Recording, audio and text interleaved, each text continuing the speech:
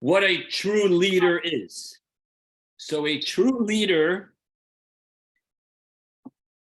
we know that leadership works when a leader leads and students follow.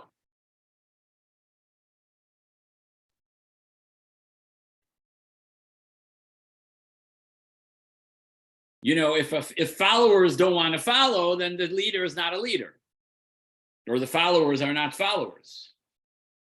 Now, is a true leader supposed to wait for the students to catch on with him, or should he just move on with his life? And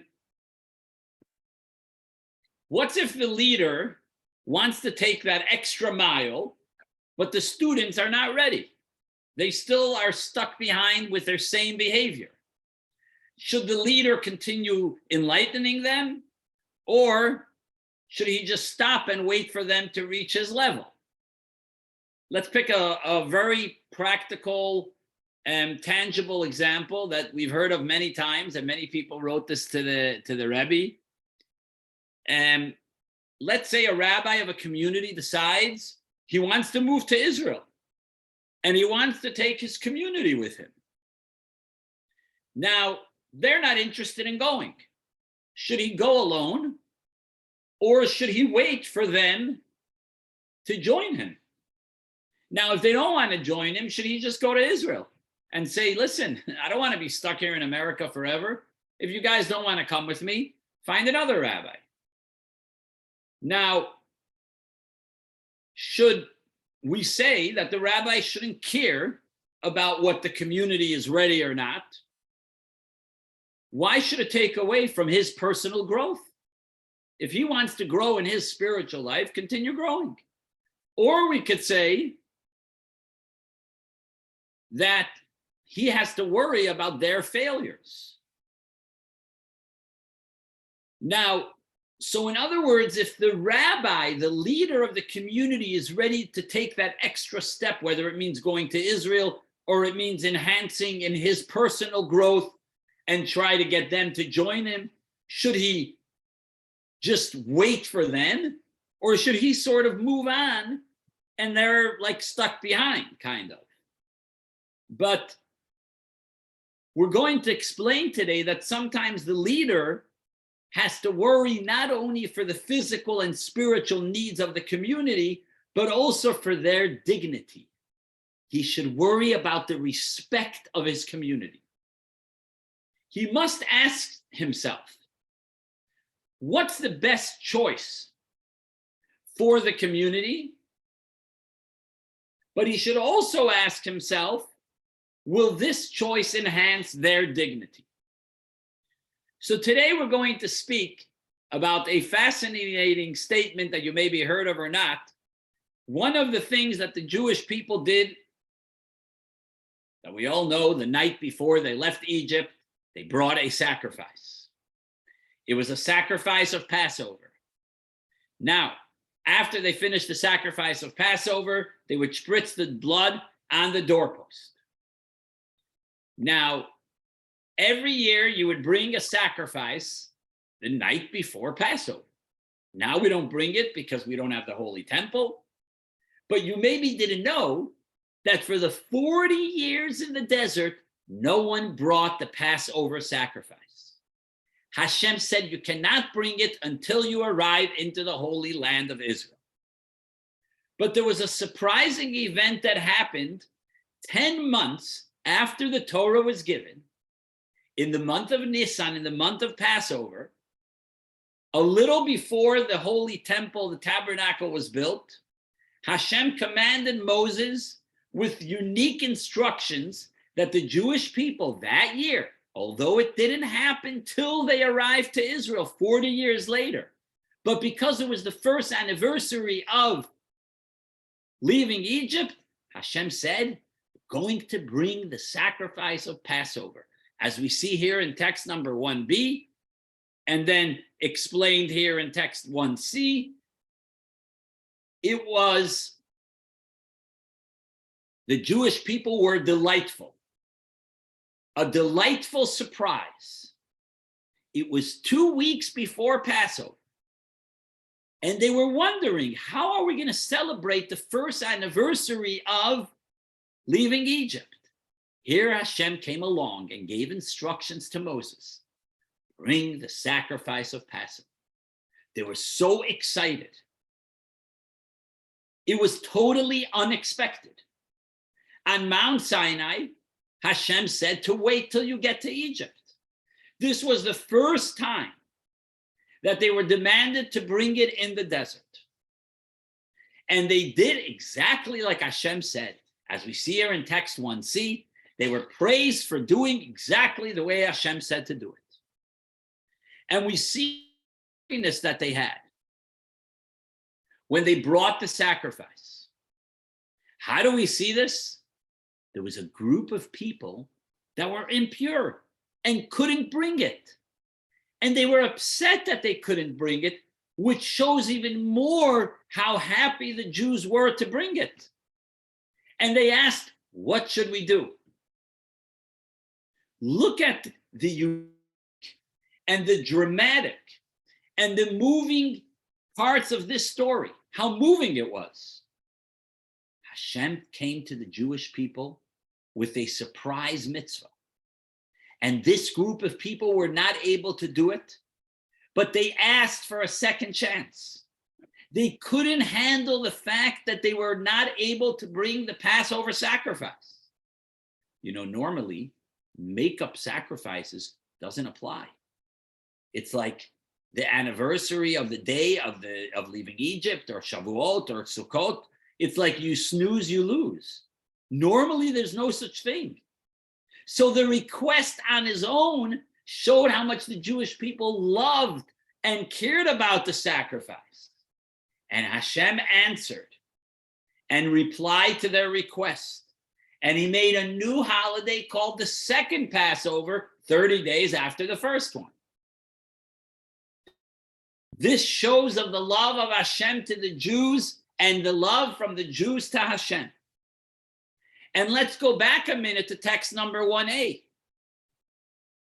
1a, which is in chapter 9, Chumash, happened actually before the story that happened in the beginning of the Torah portion.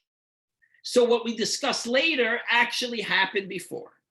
If you go back to chapter 9, we will see, if in chapter 9 it speaks about that Hashem told the Jewish people to bring the sacrifice in the month of Nisan. We all know Nisan comes before Iyar. It's, imagine I give you a story that happened in February before I tell you the story that happened in January. Why would I discuss February before January? I should first discuss January and then go to February. So why is it in the wrong order? And we know generally that the Torah is written majority in the correct order, but it's not necessarily correct. It's not necessarily written in the right order. But why here is it not in the right order? Why is the story of the Passover sacrifice, which is so special, hidden all the way in chapter 9, where in the beginning of the Torah portion, it speaks about the counting of the Jewish people? Why is that come first when it actually happened later? So we need a little explanation here why we changed the order. Before we answer this question, I want to make the question even stronger. The difference in the proper order, the difference in the order is not unusual, because we see it sometimes in the Torah. And if you look in the beginning of the Torah portion, in the beginning of the entire book of Moses, in the book of Genesis, Bereshis, the Torah begins also with the story of love of Hashem to the Jewish people. Because Rashi says we should have begun the Torah with a mitzvah, the mitzvah of the first months, which is the first mitzvah that Hashem gave us, instead of starting with the history of the creation of the world. But the reason Hashem did this, and by the way, this is a thread throughout the entire Torah, Hashem The Torah begins, each one of the 5 books of Moses begin with a love story. The first of the entire book of Moses, the first of the Bereshis, it speaks about how Hashem loves the Jewish people. And that's why he speaks about the creation of the world, to show them, if the non-Jews will claim that Israel belongs to you, I am telling them that I created the world and I give it to whoever I choose. That again is the love of Hashem to the Jewish people. The beginning of the book of Shemot, of Exodus, again speaks about the counting of the Jews, which again shows on love. But let's discuss book number 4, the book of Numbers. We begin with the counting, with the census of the Jewish people. And as Rashi explains, Hashem doesn't have to know how many we are. He already knows how many we are. Why would he have to? Why would Hashem have to count us? He knows our complete number. But he counts us because he loves us. So maybe say that book number 4 does not begin with the mitzvah of the sacrifice, but it begins with the counting of the Jews, because that shows on love. Now, but wait a minute. The story about the sacrifice of Passover is also in a way a love story. And I'll explain to you why. Hashem gave them a mitzvah that he wasn't required to give them, shows on love. The Jews kept it with such excitement, again shows on love. The Jews that were impure also wanted to bring it, and they were given a second chance. It was given another holiday of Passover, also shows on love. So if you're trying to begin with a love story, if we're trying to begin with a story of love, why begin with the counting, which is love, begin with the sacrifice, which is also love? And then it would be in the proper order. So according to this, it's more dramatic than the story of the counting. Why change the order? Here's the answer. Here's a very important answer. Sometimes when you speak about the advantages and about the milus, which is the greatness of someone else, sometimes if you're sitting with your friends and you have to tell them how great your child is, or how great your brother is, or how great your parents are, wait a minute. Some people might wonder, why are you talking about it so much? Isn't it obvious that your son or daughter or wife or husband or siblings are great? Some people might think the reason you keep emphasizing it is maybe they're not so special. Sometimes you have to know your audience. When you speak nice on people, it could be that someone in the crowd might say, hey, wait a minute, really? That person is so special? I really know them. I know the truth about them. And especially if people in the audience don't like the person you're talking about. What we're bringing out is, not always is it good to give praises about other people, because you have to realize your audience. Therefore, in the beginning of the book of Numbers, Hashem chose to speak less about their love, because there's a risk. What's the risk? Hashem didn't want to give it coverage and headline in the beginning of the Torah portion. Everyone might say, wait a minute, really? The Jewish people brought a sacrifice about a year after they left Egypt?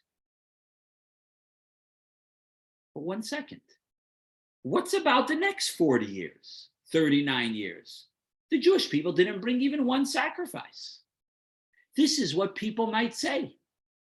You're speaking so nicely that they brought a sacrifice, but we know that for 39 years they didn't bring any sacrifices. Now you might say they weren't obligated. Well, if they're not obligated, that's not a good enough reason. How do we know if they're not obligated, it's not a good enough reason? Because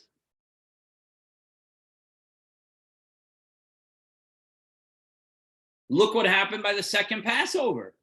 They pleaded with God, and God said, yes, you could bring it. So we are afraid to speak about and amplify the Jewish people's sacrifice because we're afraid people will say, wait a minute, what happened the next 39 years? Oh, but God didn't command them. Why didn't they at least ask for it? Why didn't they request it? Were they okay to wait 40 years? It's an embarrassment. It's like people say on excuses. There is never an excuse for using an excuse. We also say in the Talmud, amasla means an excuse. If you split the word amasla, it's emes lo, means it's not true. The sad truth is that the Jewish people did not complain to do this mitzvah for 39 years. And therefore the Torah hides the story under the hood, even though it's an important story, but we'll save it for later. We'll sort of throw it in the middle of the Torah portion. We don't want to give it front page coverage. Too much coverage could give people to complain about it and say, wait a minute. Therefore, it's buried later in chapter 9. Now we have a beautiful answer. Why we don't discuss it in the beginning, but we discuss it later. And actually, Rashi emphasizes this point. Even though it would make so much sense to speak about the love of God to the Jewish people that he made them bring a sacrifice at the beginning of the Torah portion, but we save it for later. We don't want people to speak bad about the Jews, why they didn't bring sacrifices for 39 years. But here comes a powerful question that the Rebbe asks in a sicha, in a talk of the Rebbe from back in the 70s. Wait a minute. Okay, the Jewish people didn't ask, and therefore they didn't bring the sacrifice of Passover. Where was Moses and Aaron? Why didn't they ask to bring the sacrifice of Passover? They're definitely holy people. Why didn't they ask God that we want to bring the sacrifice? The answer is they definitely cared, but they were very worried to request it. They were worried about the dignity of the Jewish people.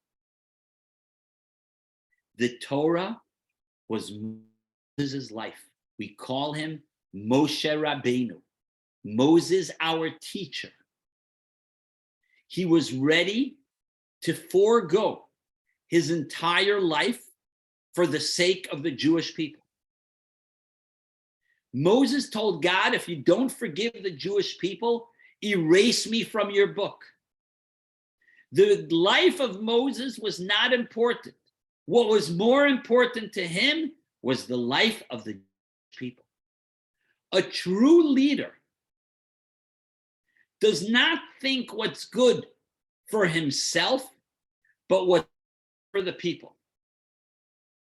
All the Jewish people were dedicated. All the leaders are dedicated leaders to their people. So even though Moses and Aaron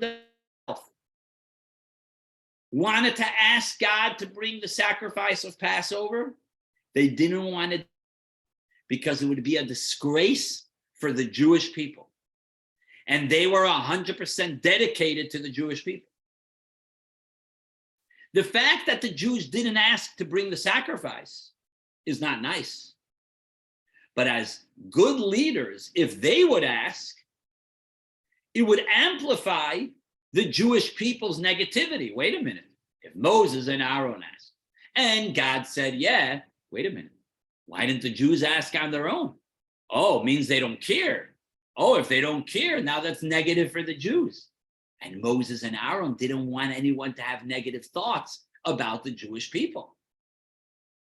Not asking and not even thinking to ask is already an embarrassment for the Jews.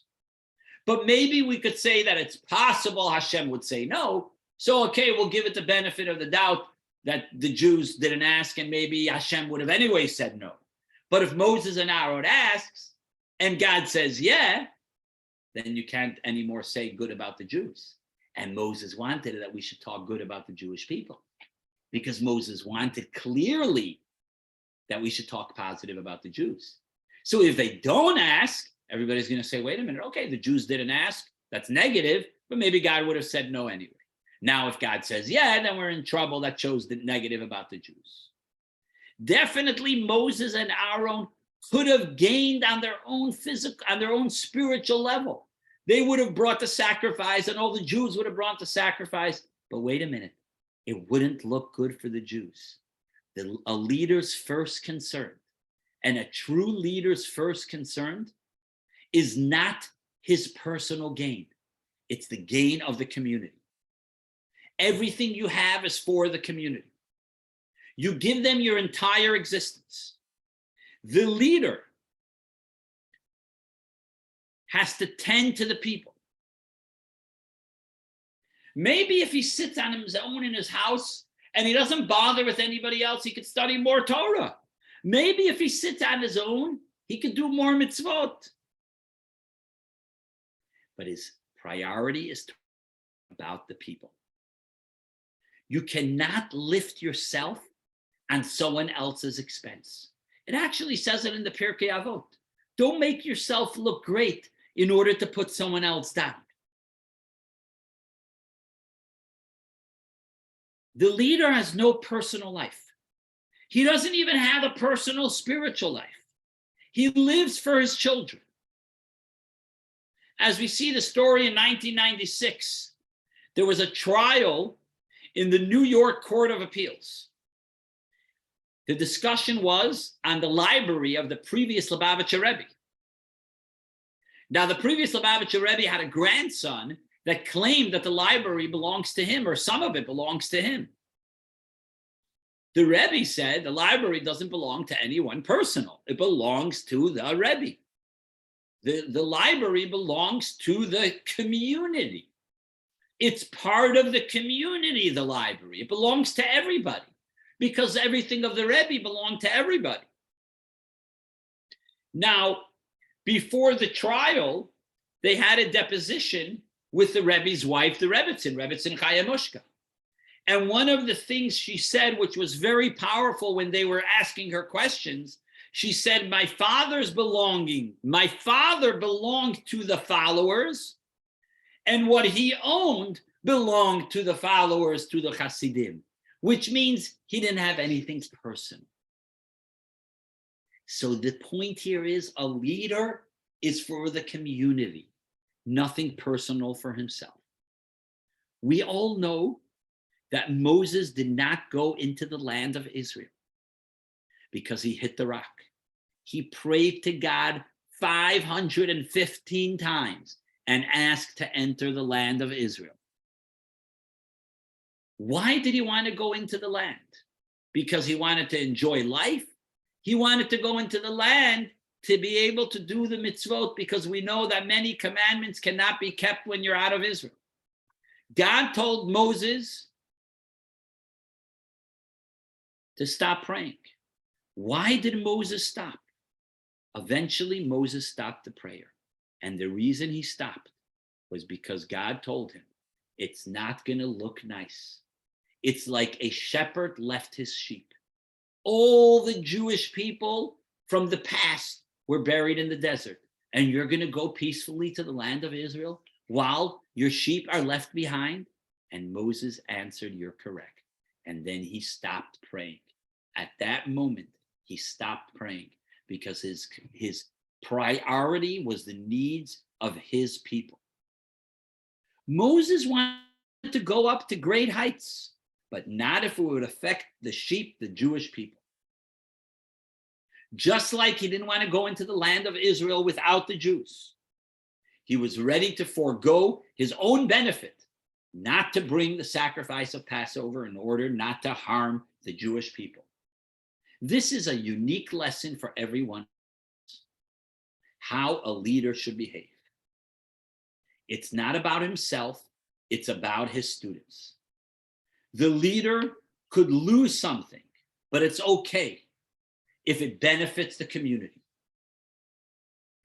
But, important point, a leader cannot forego on Torah. he can't say, oh, I cannot keep Shabbat good because I have to deal with the community or I have to respect the community. No, only if you're going beyond the letter of the law, then you could use this rule that you cannot go in your spiritual heights and keep the community behind. And this answers our question, could a leader continue his way when he wants to do something beyond the letter of the law and to leave his nation behind? Well, if he moves on and it inspires everyone else, then fine, no problem. Like if he engages more in Torah and everyone else will be inspired, that's okay. If it's not going to inspire anyone else, then probably the answer is no. But when it hurts the dignity of his community, the dignity of his people, and he will amplify their problems, then the answer is no. It's not an act of a leader, but it's an act of selfishness. So our point here is, we're explaining what a true leader is. A leader is someone that cares about the community and not about himself. Of course, the leader has to study Torah and pray and engage in holy things to continue being a great leader. But his priority is the community. And we're actually only 2 weeks away from the Lubavitcher Rebbe's yahrzeit, from the Gimel Tammuz. So it's also, the Rebbe was the leader of the Chabad Hasidism, and still is, of course, his inspiration and so on and so forth. And the Rebbe was a leader completely selfish, selfless. 100% selfless was the Rebbe's life. What was good for the people is what was good for the Rebbe. The Rebbe did not ever give up dealing with the community because he had to deal with himself. That was not the Rebbe's line, and the Rebbe was completely devoted to the community. And this we learn from Moses and Aaron, which is the Passover sacrifice. And the lesson, obviously, for us is, when it comes to our life, we should always try to give up from our own comfort, our own time, and even if it costs our own comfort, to deal with others under any circumstances. Any questions? Hi, Rabbi. Hi, Steve. So I have a general question, but then something more specific. I recently, I don't remember when, was reading, I guess it was a Midrash, where when Moses was up on Mount Sinai, he didn't think he was worthy because he didn't know what the sort of the letters meant. And then God somehow sent him into the future to meet with Rabbi Akiva, to be in a classroom. And in Rabbi Akiva's class, one of the students asked, well, how do you know about this? He said, from Moses. So Moses became more inspired that he's worthy to go. But then I also read that God showed him like what happened to Rabbi Akiva in Rome, and he had done a terrible death. And then Moses says, is that his reward? And Hashem sort of said, don't ask. But I think Moses kind of saw the future with what happened, and therefore that to me says a lot, because he, that was, so Moses did not want to, because Moses saw what's going to be in the future, he probably felt humbled. Yeah, that's a very good point. And I think he felt humbled, and he saw what happened to Rabbi Akiva, and then, so it makes sense to me why he didn't go to Israel. He just knew what his fate would be. But I think he got, I don't know what the word would be, but he kind of saw like, if Rabbi Akiva, who did these wonderful things, met such a horrible death, and God says, don't ask me why, I think he just accepted, his fate. But right. I think you mean his situation is not so bad after all, compared to what happened, right? So I think that's, but it's a very interesting point when you speak about Rabbi Akiva's death. A lot of great holy people would request from Hashem that they want to have the merit to die for Al Kiddush Hashem, for the sake of God, similar to what happened to Rabbi Akiva. Like such holy people, their life was so selfless that they said, I just desire to die for you, God, for your sake. My life is meaningless. I just wish I could die for you. Meaning for just the fact that I'm Jewish and someone doesn't like me and they, God forbid, take my life. It's a fascinating idea, because when we say on Yom Kippur, we say the Shema Yisrael. If you look at the bottom in the Machzor, it says you should ask God that it's as if you're dying for the sake of God right now in this moment. Right. So I think on Mount Sinai, Moses kind of saw the future, or he knew what his future would be, and I think that changed his mindset. Right, but in a way, we could say that Moses maybe would love a death like that, because, like I said, a lot of people would do anything. It says the Bet Yosef, the Rabbi Yosef Karl wrote the Shulchan Aruch. It says that he wanted to die for the sake of God, and he ended up doing something wrong. So Hashem sort of punished him that he wasn't able to do it, and he wasn't able to die for the sake of God. But he had to write, and he ended up writing the Shulchan Aruch, which means that although he didn't die for Hashem, he ended up writing the Shulchan Aruch. So there's something special about that kind of death. But I think the main reason Moses was concerned about his people, yeah. But what you said also has some value to it. Yeah, I never thought of it that way. Yeah, so that just puts a whole different light on that, because he really didn't think. He thought, well, why are you asking me? Why not Rabbi Akiva, who's so much more knowledgeable? He knew what all the letters meant. I also been reading a bunch of letters where people would seek advice from the Rebbe. Yeah. And there's a couple of examples where people were in South Africa, and he said, I've got an opportunity to go to Israel, get this great job. Right. And he said, no, stay in South Africa. You'll lead a more productive life there because they need you. Yeah. So the Rebbe was about serving the community. Don't so much better yourself. That's right. So I think that kind of makes sense as well. Yeah. The Rebbe many times, I would say 90% of the time when people ask the Rebbe to move anywhere from point A to B, the Rebbe would say no. Okay. Have a good evening, everyone. It's great to see you all. Sei gesund. All the blessings.